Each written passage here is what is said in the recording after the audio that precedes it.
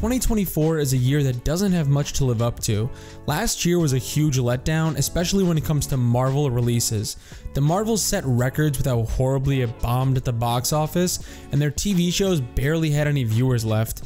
And if that wasn't bad enough, they decided a great way to start the new year was to dump out all the episodes of Echo like it was the night after a bad Taco Bell binge. Not that it even matters, because who the hell is even gonna watch this thing, although that's something you could apply to all their projects these days. I guess I just don't care. Now, it's no secret that Echo went through multiple delays and a troubled production. People have been reporting for a while now that there were issues behind the scenes, which is nothing new for Marvel, so it was never really breaking news. Whether it's Blade or the Daredevil reboot, Marvel Productions have been suffering massive delays and multiple creative reboots. All this is supposedly due to Marvel's shift from quantity to quality. I say supposedly because they claim to want to slow down on releases, yet Echo is the first Disney Plus show to be released all at once instead of weekly. Tells you a lot about how desperate they are to move past this nightmare. They're hoping to just crap it out at the beginning of the year and have people forget about it in a few months. Let's get this over with. That being said, they're still trying to push this show with their patented brand of BS. Echo checks off so many diversity boxes, it must have made Kevin Feige's head spin. Deaf, one leg, and Native American makes her the ideal poster child for Marvel's all new, all different nonsense. Although since nobody's gonna watch this show, I guess that really doesn't matter. They clearly knew that going into this. Whether it's the inclusion of Kingpin or Daredevil, Marvel realized nobody would watch a solo Echo show without incentive. At most, her arc really should have been a side story on the new Daredevil show.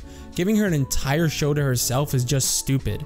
The best this project can hope for is a permanent place in the continue watching section after the 10 people who bothered tuning in to see Daredevil stop watching it. I'm done with this! Apparently, Daredevil isn't the only Marvel character appearing either, and yet another desperate attempt to get people excited for this garbage, the director teased a number of cameos from other films and shows. Now what the hell that means is beyond me. At this point, it'll probably be Miss Marvel and Kate Bishop, as if people give a rat's ass about them.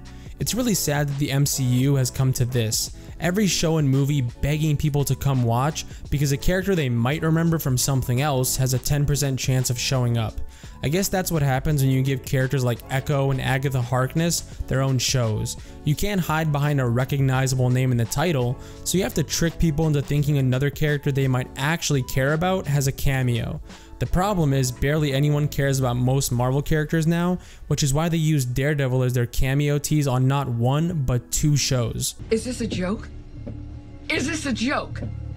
The director also attempted to get people excited about how grounded this show is, saying how the fate of the universe isn't at stake, so it's a really human story. The problem is that with that approach, you need at least 2 things: characters people really care about and quality action scenes. A show like the Netflix Daredevil show really understood that, but based on what we've seen so far, this show clearly doesn't.